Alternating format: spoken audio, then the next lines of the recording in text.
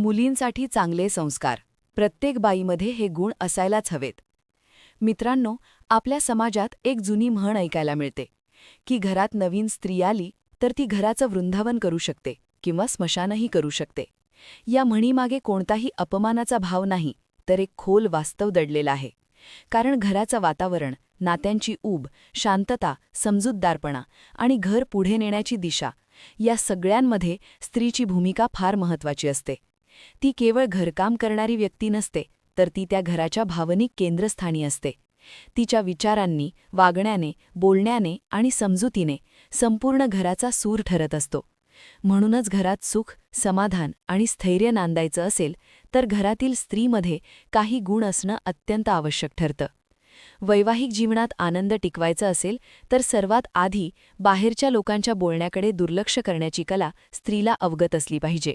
समाजात, नातलगांमध्ये, शेजाऱ्यांमध्ये सतत काही ना काही बोलणं सुरूच असतं.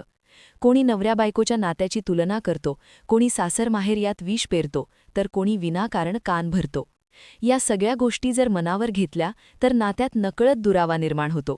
म्हणूनच समजूतदार स्त्री तीच असते जी कोणाचंही ऐकून लगेच प्रतिक्रिया देत नाही, तर स्वतःच्या अनुभवावर आणि आपल्या पतीवर विश्वास ठेवते. स्त्रीने स्वतःची ओळख कधीही कमी लेखू नये, हेही तितकंच महत्त्वाचं आहे. लग्नानंतर अनेक स्त्रिया नकळत स्वतःला पतीची गर्लफ्रेंड समजून वागू लागतात. प्रेम, काळजी, समर्पण या गोष्टी सुंदरच असतात, पण स्वतःचं स्थान विसरून चालत नाही. पत्नीचं स्थान हे आयुष्यात अतिशय सन्मानाचं आणि भक्कम असतं. ते कोणीही हिरावून घेऊ शकत नाही. जेव्हा स्त्री स्वतःला कमी लेखते तेव्हा इतरही तिला तसंच वागवू लागतात. म्हणून स्वतःच्या अस्तित्वाची, कर्तृत्वाची आणि स्थानाची जाणीव असणं खूप गरजेचं आहे.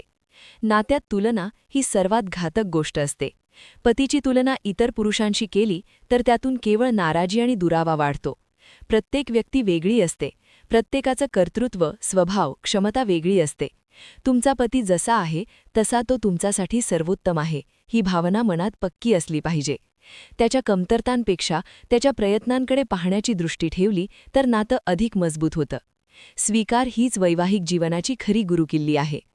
दिवसभर कष्ट करून, जबाबदाऱ्यांचं ओझं पेलून जेव्हा पती घरी येतो तेव्हा घरातलं वातावरण त्याच्यासाठी आश्रयासारखं असायला हवं. स्त्रीलाही दिवसभरात अनेक ताणतणाव असतात, पण तरीही काही क्षण प्रेमाने, आपुलकीने बोलण्याचे महत्त्व अनन्यसाधारण आहे. एक गोड शब्द, साधी विचारपूस, हलकसं हसू, हे सगळं पतीची अर्धी थकवा घालवू शकतं. तक्रारी लगेच सुरू करण्यापेक्षा थोडा वेळ त्याला मोकळं होऊ देणं, हे समजूतदारपणाचं लक्षण आहे. प्रेम प्रत्येकजण वेगवेगळ्या पद्धतीने व्यक्त करतो, ही गोष्ट अनेकदा विसरली जाते. काही पुरुष शब्दात प्रेम व्यक्त करत नाहीत, काही जास्त बोलत नाहीत, पण त्यांची काळजी, जबाबदारीची जाणीव, मेहनत हाच त्यांचा प्रेम व्यक्त करण्याचा मार्ग असतो. म्हणून तो मला प्रेम दाखवत नाही असा गैरसमज करून घेण्यापेक्षा त्याच्या कृतींमधील प्रेम ओळखण्याचा प्रयत्न केला पाहिजे.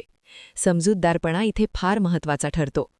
भांडणं ही प्रत्येक नात्यात होतातच, पण ती कशी हाताळली जातात यावर नात्याचं भवितव्य ठरतं.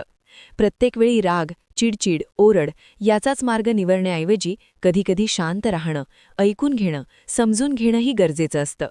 स्त्रीमध्ये संयम असेल तर अनेक वाद आपोआप निवळतात. प्रत्येक वेळी स्वतःच बरोबर आहे असा हट्ट न धरता कधीकधी पतीचं म्हणणंही योग्य असू शकतं, ही भावना स्वीकारली पाहिजे. आर्थिक बाबतीत समजूतदारपणा हा घराच्या स्थैर्यासाठी अत्यंत आवश्यक गुण आहे.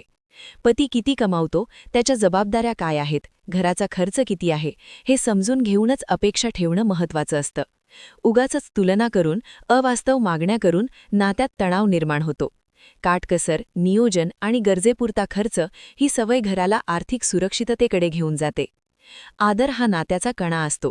जसा स्त्रीला आदर हवा असतो तसाच पतीलाही तो तितकाच महत्त्वाचा असतो. तो दिवसभर कुटुंबासाठी झटत असतो, मुलांसाठी भविष्य घडवण्याचा प्रयत्न करत असतो. त्याच्या प्रयत्नांची जाणीव ठेवून त्याचा सन्मान करणं ही स्त्रीची जबाबदारीच आहे. आदर मिळाला की नात्यात प्रेम आपोआप वाढतं. कोणत्याही विषयावर भांडण करण्याआधी संपूर्ण कारण समजून घेणं फार गरजेचं असतं.